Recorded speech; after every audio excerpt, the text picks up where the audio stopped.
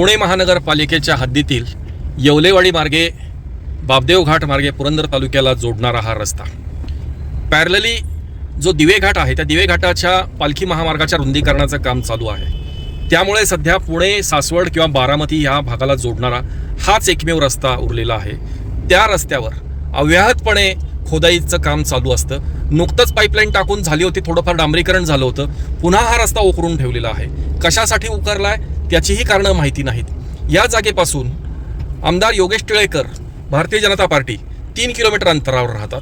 या जागेपासून राष्ट्रवादी काँग्रेस हडपसर विधानसभा मतदारसंघाचे आमदार चेतन दादा तुपे हे 15 किलोमीटर अंतरावर राहतात। याच जागेपासून पुरंदर हवेलीचे आमदार विजय बापू शिवतरे शिवसेना शिंदे गट हे अवघ्या 18 किलोमीटर अंतरावर राहतात। परंतु आणि पुणे महानगरपालिका ज्यांचा भोंगळ कारभाराला सगळी जनता वैतागलेली आहे, विटलेली आहे, आणि ही रस्त्याची अवस्था बघा, 1 इंचही रस्ता ठेवलेला नाही आणि तरी सुद्धा खोदाईचं काम पुन्हा वेगानं या ठिकाणी चालू आहे।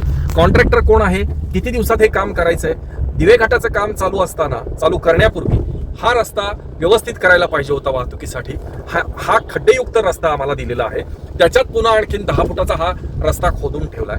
माणसाचं कंबरडे गेली ह्या रस्त्यावरनं गाड्या चालवून, विद्यार्थ्यांचं अतोनात नुकसान होतं याच्यामध्ये, शाळा कॉलेजला वेळेत पोहोचू शकत नाही। अतिशय भयावह अवस्था।